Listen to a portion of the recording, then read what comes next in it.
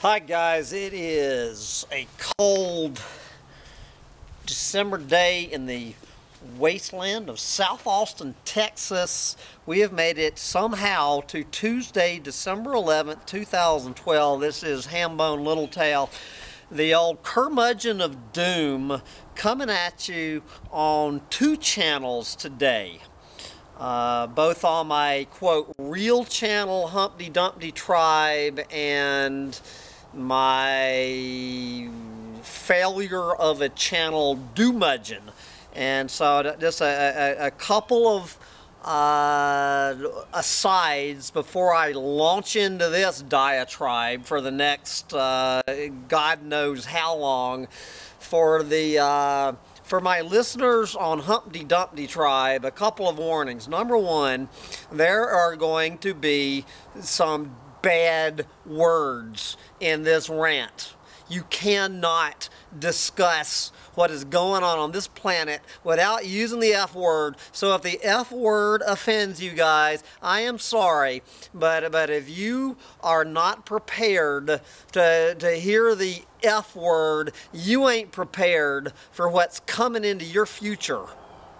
You can better believe that. And then the other thing, anyone on Humpty Dumpty Tribe, you have heard all of this before.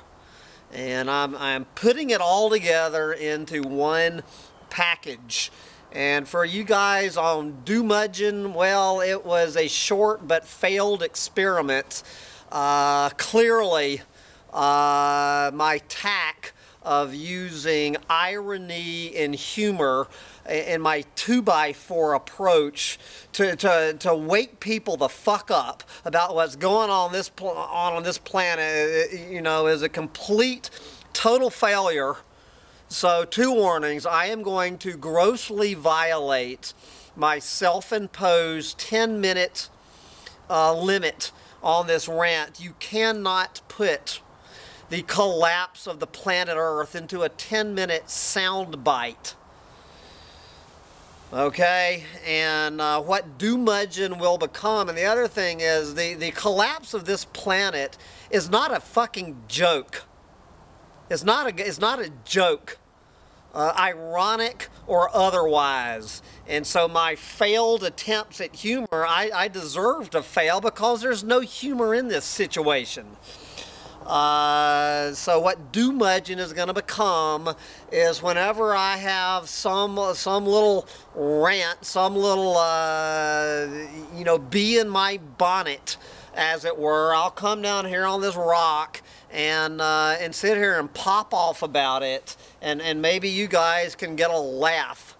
But it's no longer going to be about the collapse of this planet, because the collapse of this planet is no joking matter.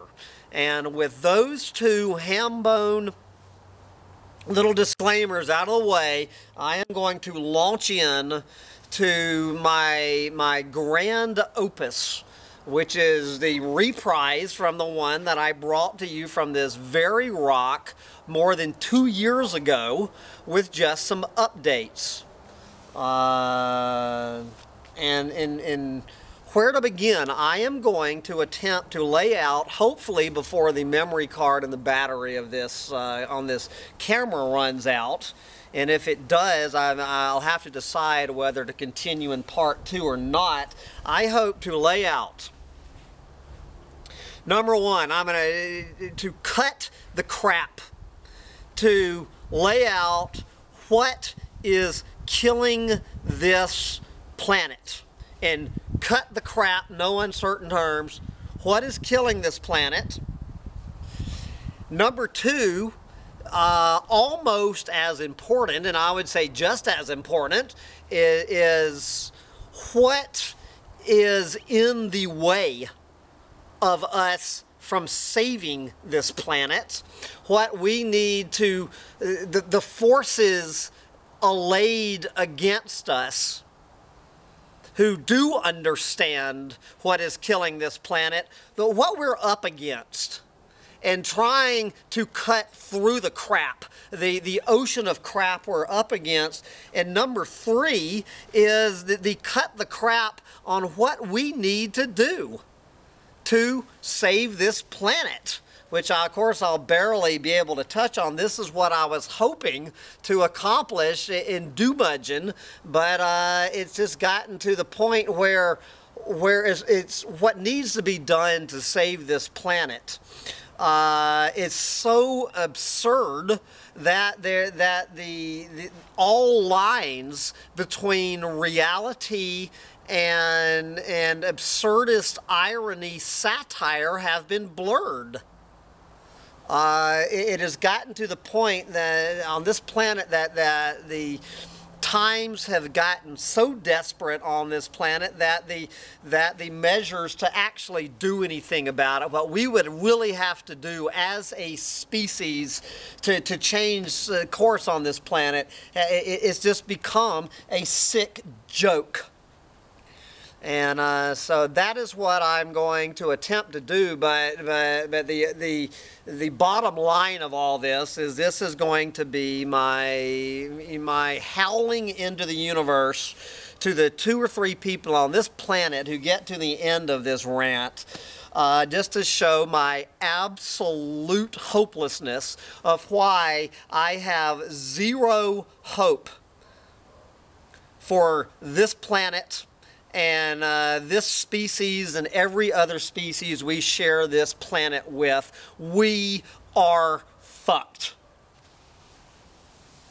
And this is why I say I am talking to the irradiated cockroaches and the future space aliens that are going to inherit the burned out wasteland that we are leaving for them to discover 10,000 years in the future from now.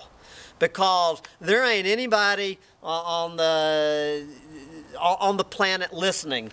And guys, it's not like this dumb hippie on a rock is coming up with anything original here. You know, here's just the 2 latest volumes that I've checked out right here. The Austin Public Library, Austin, Texas, probably certainly in the state of Texas, the most enlightened, aware, awakened, environmentally, politically correct, head out of their ass town in the state of Texas, and one of the top 10 in the U.S., I would say. And as far as I can tell, guys, I am the first person in this town ever to check out either of these books. Here we have World on the Edge: How to Prevent Environmental and Economic Collapse by Lester Brown. Well, here's a whole book. That was 200 pages. This one's 1,100 pages. Deep green resistance. You know, deep green resistance. That the only hope we have, and I don't hold this hope either, but the only hope that we have is to resist these sons of bitches, these evil motherfuckers taking down this planet, is to resist them on every level, and if this means violence, bring it on. And this is probably the major change. If you go back, 2 years and 3 months ago, and look at that former pacifist sitting on this rock, still calling himself a militant pacifist. One thing that I have learned in the past 2 years and 3 months, and I credit my hero Derek Jensen more than anyone for piercing this veil and getting it through my thick, hairy-headed skull, that this pacifist bullshit is over. Okay? The only thing these evil motherfuckers understand is violence, and while I am both too chicken shit and too stupid to know how to use violence against them, I just want to say that this former pacifist has crossed the green line And I will cheer on anybody who wants to take any measures against these bastards. And who's taken it on, as was just proven in my rant about these 300 fishermen getting sunk in this typhoon out there in the Philippines. This was a dumudgeon rant that was completely misunderstood by everybody. What I was talking about in that one is Mama Nature, Mother Nature, and Shiva and Papa Bear are bringing out their broom, and it is going to be Mama Nature who puts an end to this madness. And by the time this girl finishes sweeping, we'll be damn lucky if there is a single one of us little naked apes still standing. We have abdicated every right we have to inhabit this planet. Okay? Let's get to the bottom of this. We don't deserve to survive as a species. We are guilty as hell. I'm guilty. I'm not near as guilty as I once was, but I'm still guilty as hell. You're guilty as hell. Every goddamn one of us. We're a bunch of cancer cells eating our mother. We're the yeast cells in the wine vat. We are the algae blooms in the pond. And we ain't gonna stop till we have destroyed this planet.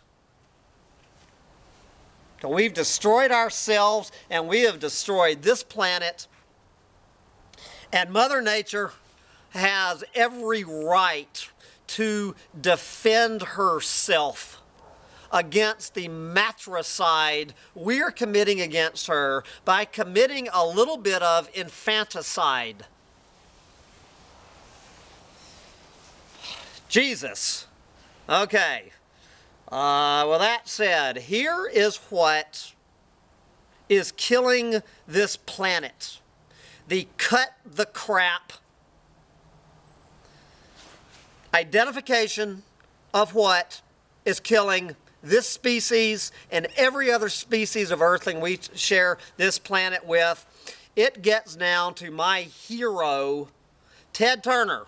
There are too many people eating too much stuff. It is the two-headed beast. I won't call it the twin beast. It's the two-headed beast of overpopulation and overconsumption. And that twin-headed beast, between those two, has created the most immediate monster facing this planet. The one that we have come up with, and that the most immediate threat today, and that is fossil fuels. Okay? When you boil it all down, these are the three. Now, I would boil it down to number one, which is overpopulation, is the number one at the bottom of it all. What was the original one-headed beast? It has sprouted a second head called overconsumption, and the third head is fossil fuels. So I will work from the most recent head on backwards. Fossil fuels. We need to eliminate fossil fuels off of this planet. We need to do it today. We do not need to cut back on the use of fossil fuels. We don't need to conserve the use of fossil fuels. We need to eliminate oil, coal, and even the little innocent fossil fuel, natural gas, off of this planet, or this planet is toast. There are more and more people saying it is already too late because the global warming we are seeing today was being caused by the shit that we were spewing out 30 years ago. And my guess is they are probably right, that we have created God's big banana peel. Fossil fuels, global warming, and we are already toast. Okay, overconsumption. We, and by we, I mean every single goddamn one of us, can join in on this one. That overconsumption, this is very simple, guys. It's cut the crap out of your life. Stop buying this planet-killing crap. It is as simple as that. Stop buying it. Jump off the stuff bandwagon. We didn't need this shit in our lives for the first 200,000 years of our existence. We didn't need it. We didn't need this 50 years ago. And we don't need it now. Cut the crap. Stop buying this planet-eating crap. Jesus. Number 3, overpopulation.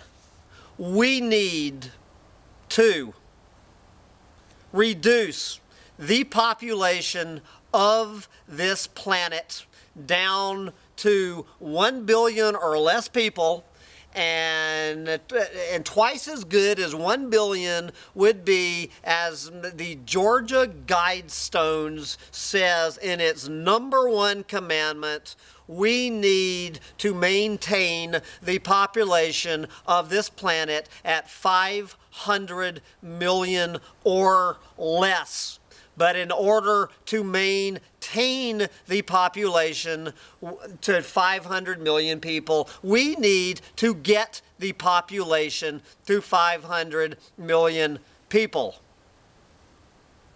There are 2 ways to do this, but I will hold this off to part 3 of this presentation, how to do this. Okay, there it is. Overpopulation, overconsumption, and fossil fuels. The 3-headed beast that is killing this planet, and if we don't cut the heads, all 3 of these heads, off of this 3-headed snake, this planet is doomed.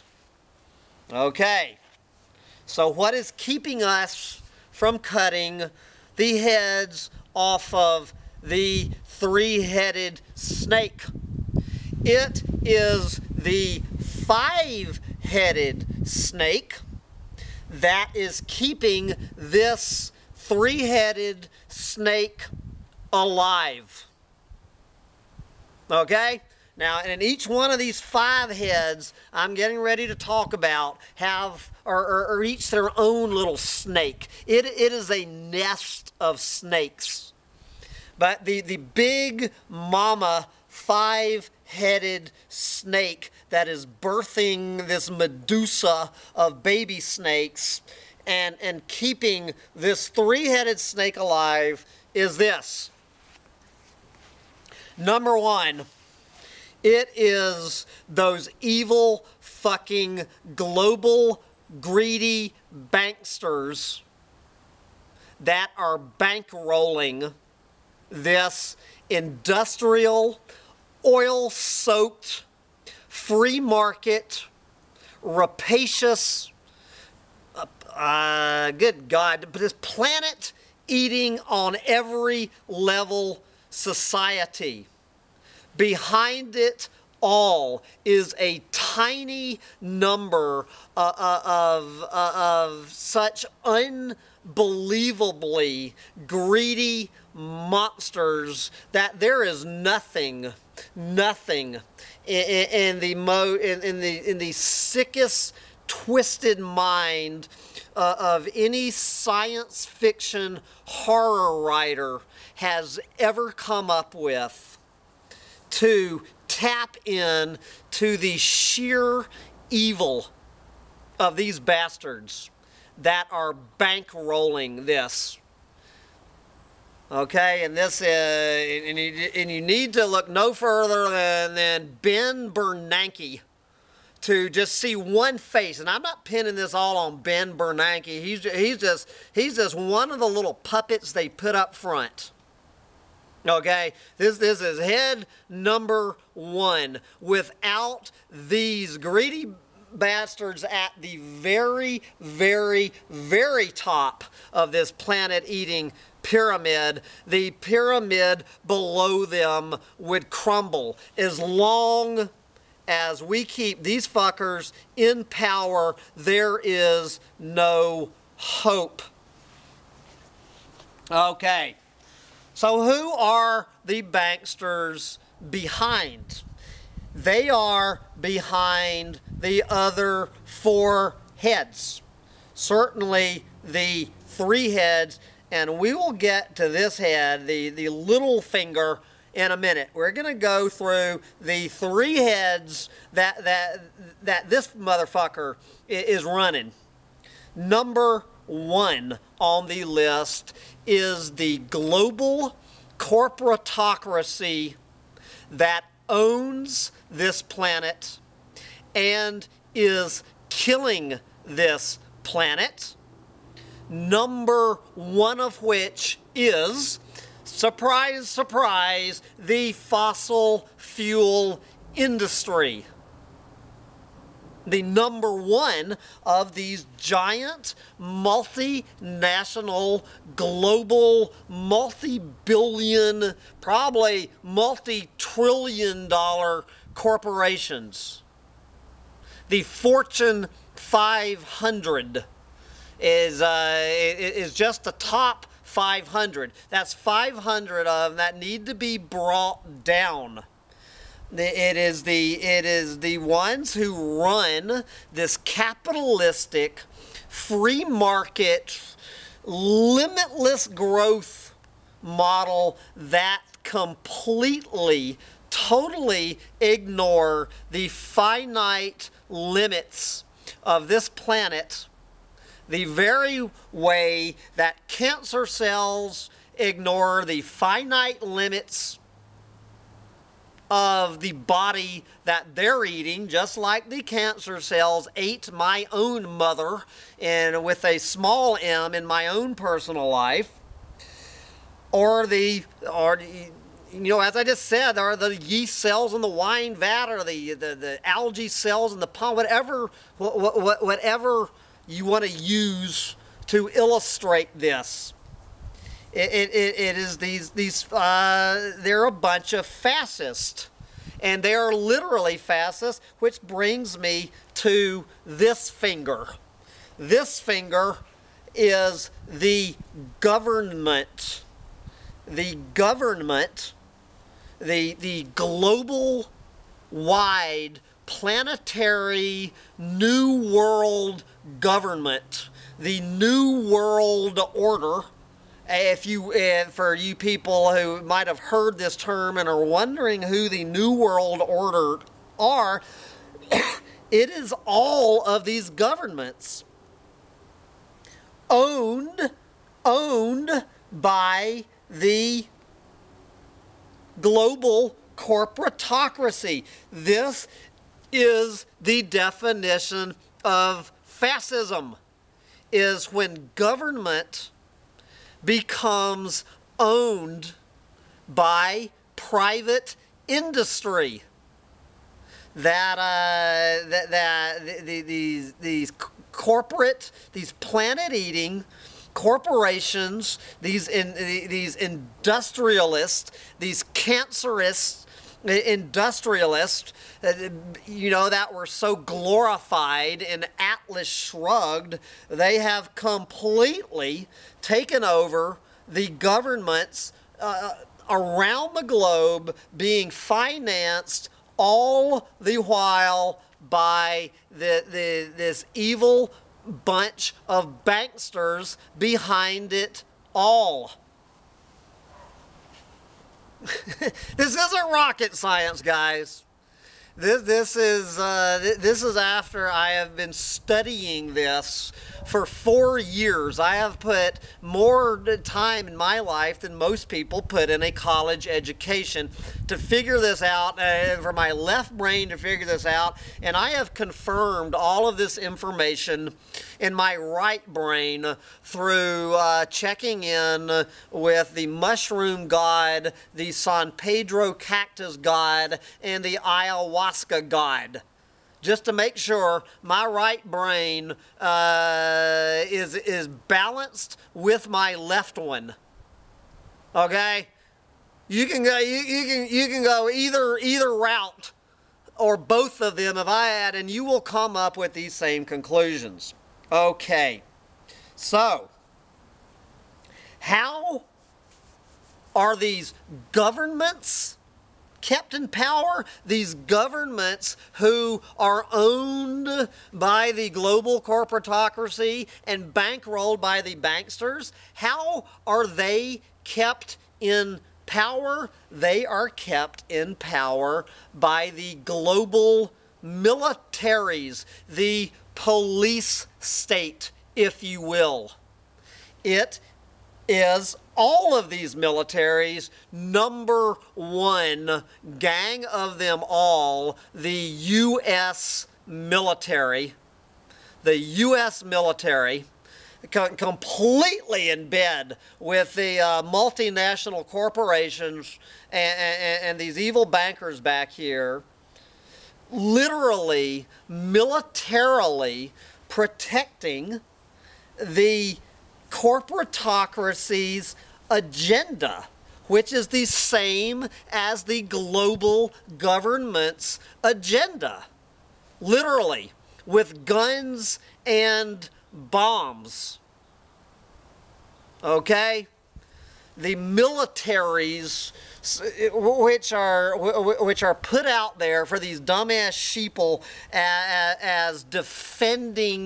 as defending whatever government they're supposedly there to defend, if the government they're defending is completely owned by these multinational corporations and bankrolled by these evil banksters, who the fuck are they defending?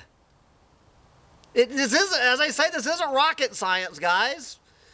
Every military on this planet, with a tiny few exceptions, which I'm not going to go off onto in this rant, I would say 99% of these individual militaries, it's defending militarily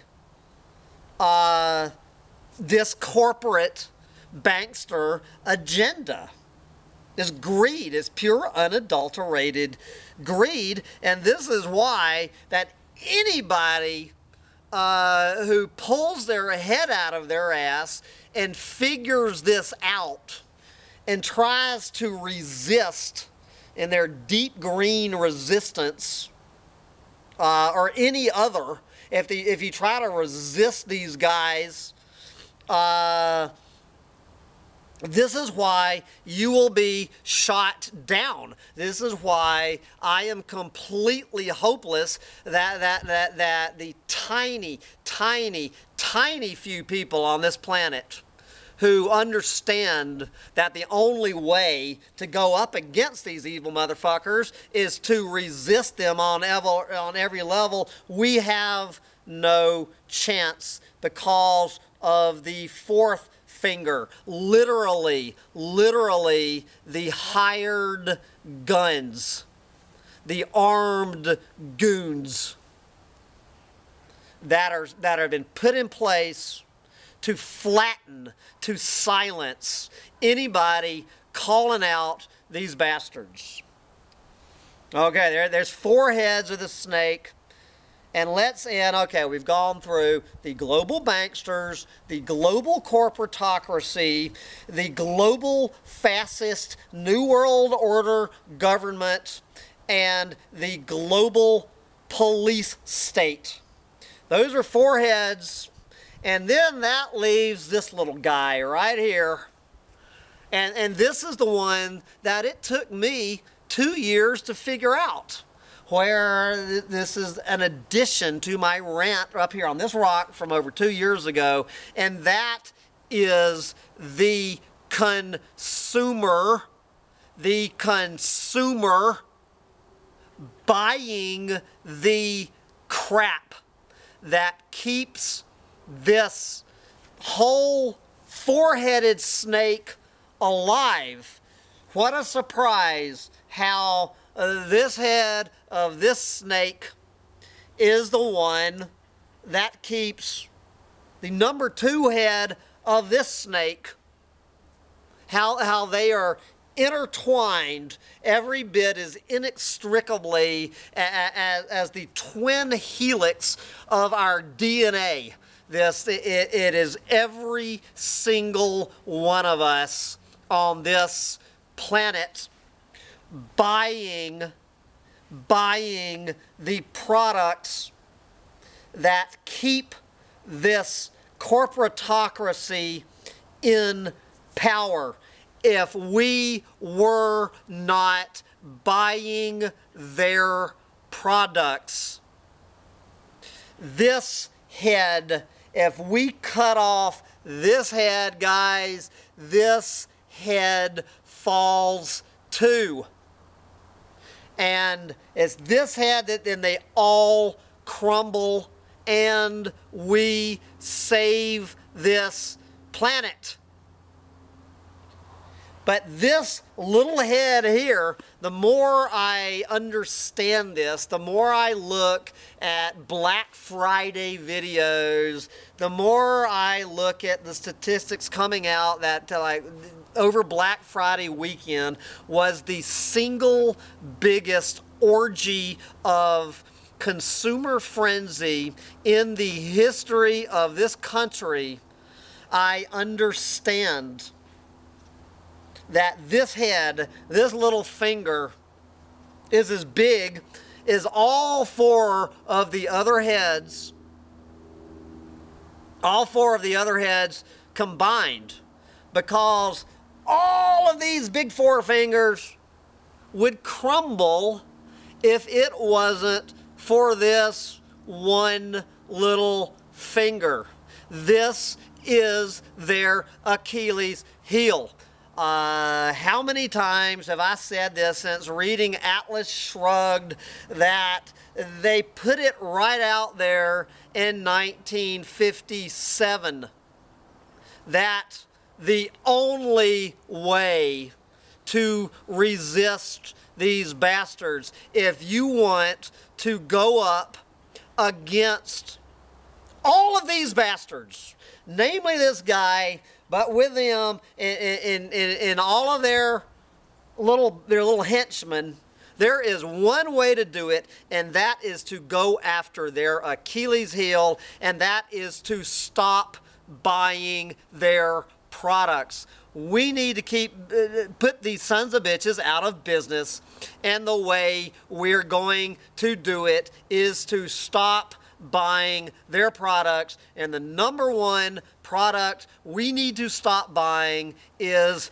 fossil fuels, and every single thing that burns fossil fuels. Number 1 on the list, that gas-sucking car of yours. You know, guys, this isn't that difficult to understand. I get it. Derek Jensen gets it, even though he still drives a car. Lester Brown gets it, although my guess is he drives a car. We need to stop buying this crap. It is up to us, every single one of us, as Americans and as planetary citizens, to cut this head off of this snake. That is the only chance that we have of resisting these bastards and bringing them down. When this snake falls, this snake falls.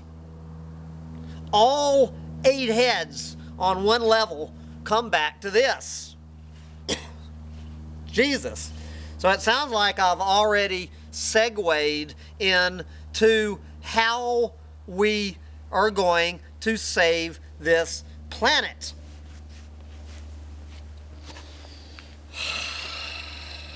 And which is another way of saying why I am so hopeless on how to save this planet, because of this little finger. We can't bring down one little finger. You know, it is this little finger, more than any one of them, that has gotten us into this mess. And we're fucked. You know, people have no clue how fucked we are. The vast majority of people. And this includes the vast majority of, quote, environmentalists, the mainstream environmentalists, even the soft radical environmentalists fundamentally don't get it. We've been writing these books since 1962 for is that 50 or 60 or 50 years since Silent Spring was written. My God, we've got piles of books written by these environmentalists. Clearly, the environmental movement has not been enough. It is a joke.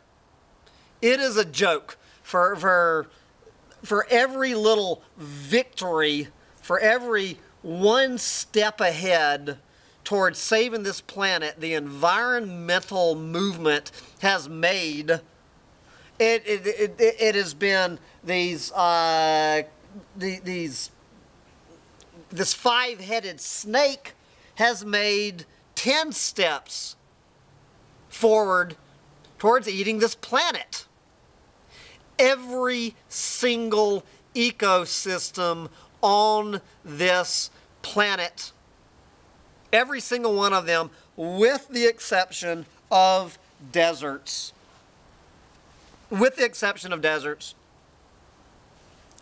is in worse shape now than they were in 1962 when the environmentalist movement was born. I think that's the understatement of the year.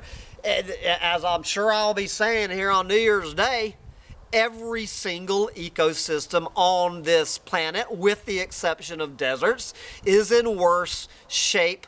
Well, I'll just say today, on December 11th, 2012, as it was on December 11th, 2011. Okay? 12, 11, 12. The only difference between 12, 11, 12 and 12, 11, 11 is that every single ecosystem, with the exception of deserts, is going to hell in a handbasket. And every day there are,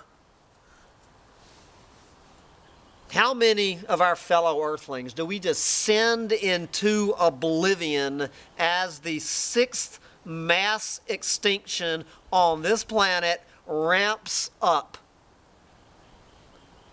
Newsflash for you people who do not realize this: we are in the 6th mass extinction that has occurred on this planet in the past 4 billion years, and it is happening every bit as rapidly as the last one 65 million years ago. We are in every bit the level of crisis that Tyrannosaurus Rex, who thought they were king of the food chain 65 million years ago, was in. Every bit. We are the Tyrannosaurus Rex with our heads up our asses. How does it feel to be a Tyrannosaurus Rex heading for the fossil record? The fossil record for those future space aliens to stumble upon 10,000 years from now. So what do we need to do to save this planet? Well, guys, we need to stop. We need to stop buying fossil fuels today. We need to stop buying this crap. And we need to... And none of this will make any difference if we do not cut off the number one head of the number one snake, and that is overpopulation, is to depopulate this planet by 90, preferably 95%. There are two ways to depopulate a planet. You can be sound like one of these Alex Jones fear-mongering nutcases who think the only way to depopulate a planet is to increase the death rate. This is one option, and it is the one that my prediction is Mother Nature is going to take. This is option one, clearly. Increase the death rate. The number two option, which is completely misunderstood apparently by so many people, is option number two, is to decrease the birth rate. Decrease the birth rate. How do we decrease the birth rate? Well, guys, I think there's about 100,000, if not 1 million books written on this subject. We prevent the union of the sperm and the egg cell through whatever means necessary. And hopefully before the first little planet-eating bundle of joy cat is let out of the bag. This is why at age 22, before I unleashed one of these little fuckers on the planet, I had myself sterilized with a vasectomy. This is why I, as much as I absolutely despise the police state, the global police state, there is one place that this hippie on this rock who understands that to save our only chance at this point for the population of this planet not to hit zero is to voluntarily or involuntarily bring the population of this planet down to 500 million people by whatever means that takes. And if that means a planet-wide global arm of the police state that if we are not ready, willing, and or able to do this voluntarily by ourselves as a species, we need somebody from somewhere to do it involuntarily. Whether it's a member of our own species who gets it, or whether it's some space alien coming down here and doing it for us. sign me up for one person, one former militant pacifist who will go on record as supporting any measure to reduce the population of this planet by 90%, or Mother Nature is going to do it through increasing the death rate by 100%. These are our choices, guys. Do you get it? You stupid fuckers?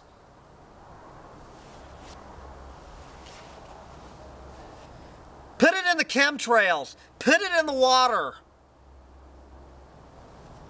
Okay? Anywhere. Guerrilla warfare against little bundles of joy. Your little bundles of joy are killing this planet. It will take nothing less, guys. I am trying, for some reason, which I don't understand at this point in my evolution. This buzzard, I love this. I mean, this buzzard, this shadow coming around here is this vulture circling me on this rock. There you go, buddy. You're going to have a lot to eat. There it goes. I love it. The shadow of the vulture flying across this rock. Do we need any more signs? The vultures are circling. Okay? If we don't want to become buzzard food in a big mass of 7 billion or 8 billion or 9 billion rotting corpses after Mother Nature has her way with her broom, after Shiva and Papa Bear have the big final solution party, whatever form it takes, we better pull our heads out of our asses and understand that the way to save this planet is to depopulate it by 90% by cutting the birth rate through whatever means possible. And you guys better hope that old Ham on Littletail never finds some little genie in a bottle. Because I guarantee you what my #1 wish would be if I let this genie out of the bottle. We have opened Pandora's box, and we're dealing with it. And every time one of these little bundles of joy pops out of another woman's pussy, that is one more of these little gremlins flying out of Pandora's box. And we need a genie to slam the lid on Pandora's box. And sliding back into my doomudgeon mode, I'm just going to go, you know, that this is going to take some extreme measures. The immediate cessation of the burning of fossil fuels, stopping buying this crap, and reducing the population of this planet through a planet-wide reduction in the birth rate is the bottom line. But inside of here, there's all of these little heads of the snake that I was planning to try to talk about through absurd humor and doomudgeon. But let me revisit some of them. My first one in doomudgeon was about bombing China off the map. You know, clearly, guys, this is a joke. This is being ironic on one level, but on another level, there's no satire in it. Over and over and over, I read that if China, this is a true statement, if China continues on the path of industrialization that we, meaning the United States, set them on back in 1973 by one of the biggest evil mongers in the history of human history, Henry Kissinger. If China, which this one country produced more than 25% of the global warming gases on this planet in 2012, if they, as they have every right to do, Jesus, if you want to use the word right, to raise their standard of living to the fat pig in a trough level of standard that Americans have, this planet cannot survive it. So I've read, how many hundreds of times now have I read this, which is just becoming a cliche. But I have not heard anybody say, if this is true, and it is true, anybody with a brain who looks at China, just at their greenhouse gas emissions, which they have no intention of curbing. They said right there, this latest round of these joke climate talks. Nobody is, right after they say this, and anyone who understands this, nobody is saying, if that is true, which it is, then the obvious solution is for the rest of this planet is to bomb China off the map. Okay? I said it. One dumb hippie on a rock. We have a chance to do this. The rest of the planet can get together today and vote to bomb China off the map. We can reduce the greenhouse gases going up into this atmosphere by 25%, by over 25%, by bombing China off the map. Clearly, guys, I understand that this is absurd, and I'm just using it as a 2x4 and a hammer to try to wake people the fuck up, to see where we have come as a planet. But we're not going to do this, and it doesn't matter if the rest of the planet, if every single country on this planet except China were to go poof today. China alone will kill this planet. Right there is the reason why I'm hopeless. It is the absolute reason I'm hopeless. I was going to get in the rant about Africa. I've actually had it before here on the Humpty Dumpty Tribe, that we need to completely abandon Africa. We just need to cut it off. That steaming cesspool over there. If anybody wants to look at the future of this planet, they simply need to look at what is going on in Africa. As goes Africa, so goes this planet. We need to cut those fuckers off. We need to immediately stop every penny of aid to that nightmare scenario and let them duke it out themselves. And we just need to sit back and watch so we can view exactly how the rest of this planet is going to follow. You know, it's where the human civilization began. And so it's no surprise that the beginning of the end of human civilization is going to take place in Africa. Of course, you know, what breaks my heart is, what does this mean for the gorillas and the chimpanzees and the lions and the rhinos and the elephants? You know, Every one of those guys I just mentioned, they are fucked anyway. They are fucked. We can kiss them goodbye.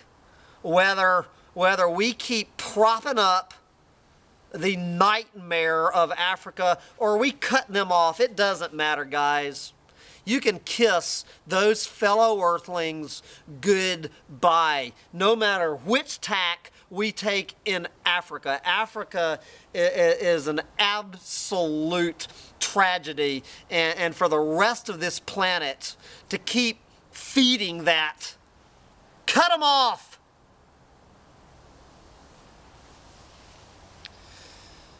Oh boy, but guys, I could go on and on and on what we need to do. This is where we have come as a species. This is why I am absolutely hopeless. I'm reading this book, Deep Green Resistance by Derek Jensen and his gang of followers who I am cheering on.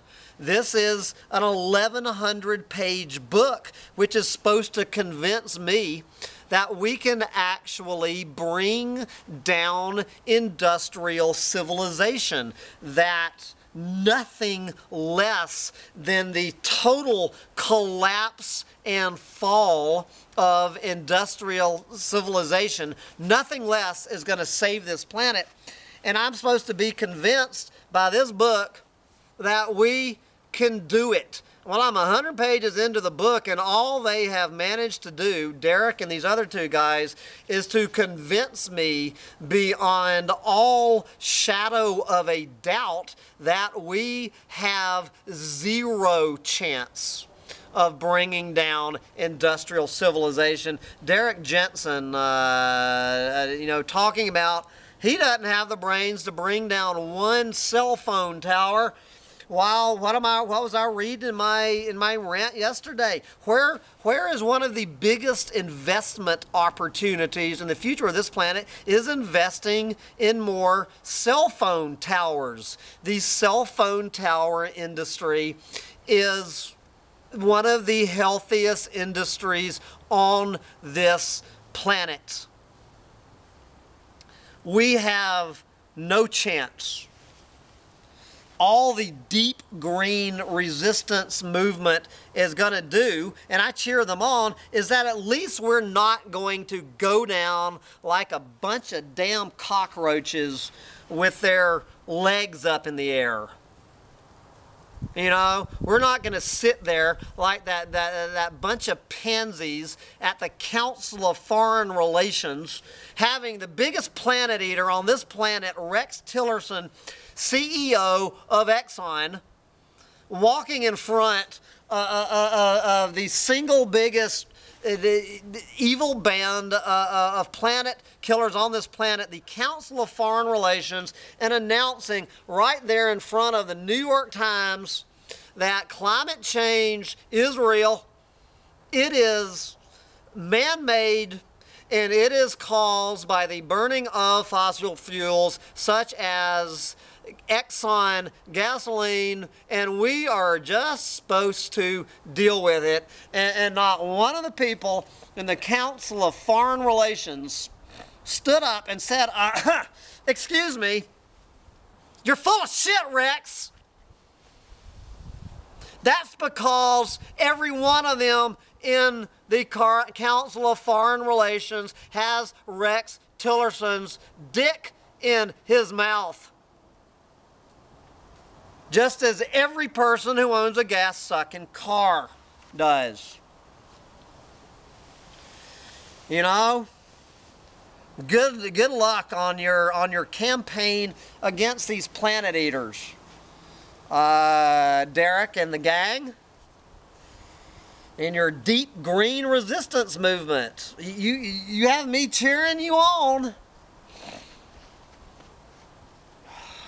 And as I was reading, in the first 100 pages, pointing out as if I don't understand this, that individual resistance is going nowhere, that all I have accomplished by pulling my head out of my ass, walking away voluntarily from a $100,000 a year job, getting rid of my beautiful 4-bedroom, 3-bath home with a 2-car garage full of so much